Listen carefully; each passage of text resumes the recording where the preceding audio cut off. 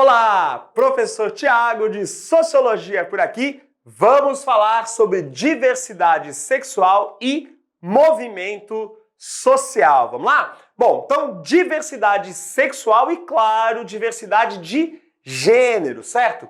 Diversas orientações sexuais e identidades de gênero passaram a desafiar as normas mais tradicionais que configuravam o mundo com base naquela ideia, de que existiriam homens e mulheres, portanto, uma identidade masculina e uma identidade feminina, e claro, tudo isso se relacionando de forma heteronormativa. O mundo, entretanto, mudou, e as possibilidades hoje são as mais diversas possíveis. O movimento LGBTQIA+, a sigla está aí constantemente em mudança, surge para defender direitos e combater a marginalização de grupos que não se enquadram dentro daqueles conceitos, de normatividade que a sociedade construiu historicamente, ok? Então, no século XX, nós vamos ter o início de uma série de movimentos que passam a questionar a segregação e a marginalização de comunidades LGBTQIA+, no mundo. Então, o movimento aí, ele vai surgir lá no século XX com outras siglas, originalmente o movimento gay, o movimento das lésbicas, GLS, depois LGBT, e aí a sigla foi se alterando, para lutar por igualdade e por aceitação. Ativismo, manifestações e pressão por avanços legais vão marcar a pauta desses movimentos sociais também ao redor do mundo. O caso marcante, que é considerado assim um ponto original dos movimentos, a explosão aí da pauta LGBTQ, vai ser o caso do Stonewall Inn. Que caso é esse? Era um bar frequentado especialmente por pessoas da comunidade LGBTQIA+, lá na década de 1960, uma época marcada por leis discriminatórias e por um tratamento hostil contra a comunidade. Aliás, contra várias comunidades, especialmente quando a gente fala dos Estados Unidos. A polícia, naquele momento, vai realizar uma invasão surpresa nesse bar na madrugada do dia 28 de junho de 1969. Mas os membros da comunidade que se encontravam no bar naquele dia resolveram reagir à ação truculenta por parte da polícia e isso acabou gerando uma grande manifestação que vai durar alguns dias, Então, o confronto aqui ele vai se tornar uma revolta espontânea e durou vários dias. A resistência à brutalidade policial vai marcar aqui um ponto de virada nas lutas por direitos e igualdade para a comunidade LGBTQIA+. Então, temos aqui um movimento que se tornou simbólico na resistência da comunidade à opressão, à marginalização e principalmente à violência, ao qual essa comunidade era submetida, inclusive a violência, nesse caso, por parte do próprio Estado, que hoje a gente entende deve proteger, todos os grupos sociais que compõem ali, uma sociedade. Os eventos, então, de Stonewall vão aumentar a conscientização sobre a discriminação enfrentada pela comunidade LGBTQIA+, e vão inspirar mais pessoas a se mobilizarem e a protestarem contra a opressão. Inclusive pessoas que não eram exatamente da comunidade, mas que passam a apoiar a causa da igualdade, por se relacionarem aí com parentes, amigos, que sim, esses sim, faziam parte aí da comunidade. Temos o início de uma fase de ativismo organizado, Começam a surgir diversas organizações e grupos em defesa dos direitos da comunidade que passaram a pressionar por mudanças legislativas, ou seja, alterações na lei para garantir direitos aos membros da comunidade e também mudanças sociais em prol aqui da igualdade e da aceitação social, ok? Temos então a criação do mês do orgulho LGBTQIA+. O surgimento desse mês está vinculado, claro, ao caso do Stonewall Inn. E é por isso que o mês de junho é escolhido como o mês do orgulho LGBTQIA+. E o dia da invasão, o dia 28 de junho, é efetivamente o dia do orgulho LGBTQIA+, O termo, ele busca representar a diversidade de identidades de gênero e também de expressões da sexualidade humana.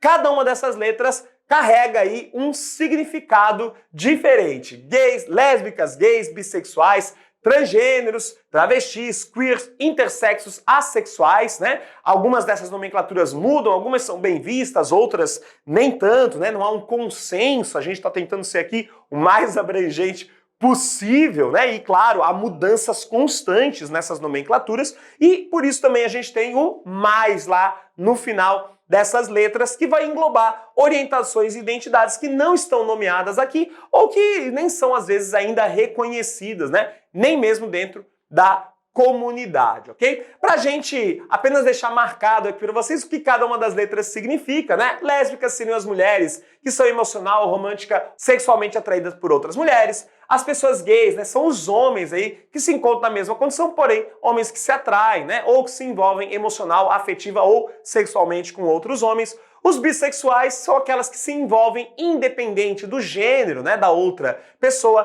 Transgêneros, transexuais e as travestis, né, são pessoas cujas identidades de gênero são diferentes daquelas que lhes foi atribuída no nascimento. O termo aqui, travesti, muitas vezes é usado para pessoas que não se identificam como totalmente homens ou totalmente mulheres. Vale lembrar que tem uma nomenclatura aqui, né? Quando o sexo biológico corresponde à identidade de gênero, a gente fala que a pessoa ela é cis. Então, um homem que nasceu lá com um pênis, mas que se identifica como um homem na sua vida social, ele é um homem cis. Já se esse indivíduo nascer, né, com um pênis, por exemplo, mas passar a se identificar como uma mulher, ele se torna uma mulher trans. O trans, portanto, se aplica sempre na comparação com a identidade de gênero assumida pelo indivíduo nesses casos. É importante também lembrar que a identidade de gênero não está vinculada ao comportamento sexual desses indivíduos. Portanto, um indivíduo pode ser trans, mas não necessariamente ele vai ser hétero, gay, lésbica ou bi ou qualquer uma dessas nomenclaturas, ou assexual, enfim, qualquer uma das outras nomenclaturas, ok? A identidade queer, ela até sofre alguns questionamentos dentro da própria comunidade, seria uma abordagem mais ampla que vão englobar aí experiências, né, de gênero e orientações sexuais que não se encaixam em nenhuma das outras categorias mais tradicionais, né? Como eu falei, é importante observar que nem todas as pessoas se sentem confortáveis aqui em serem classificadas, né, ou se consideram dentro dessa classificação. Também temos que destacar a questão das pessoas intersexo. Essa aqui diz mais respeito a uma condição biológica, na realidade, que seriam as pessoas que nascem com características sexuais que não se encaixam nem como homens, nem como mulheres, né? Portanto, a condição de intersexo, né? Que podem ali apresentar de maneira evidente ou não, inclusive, características que estão vinculadas às duas condições biológicas, masculina e feminina, concomitantemente, ok?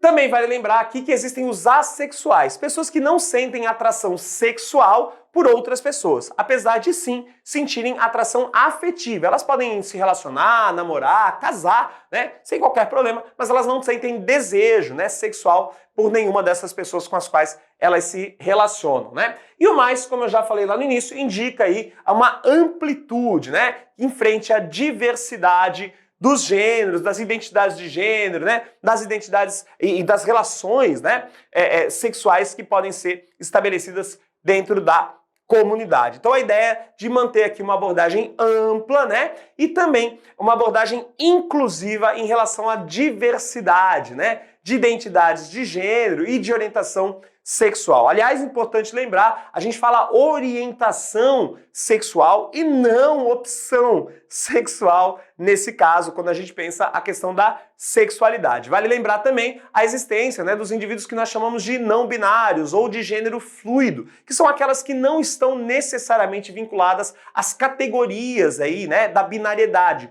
o masculino e o feminino necessariamente, ok?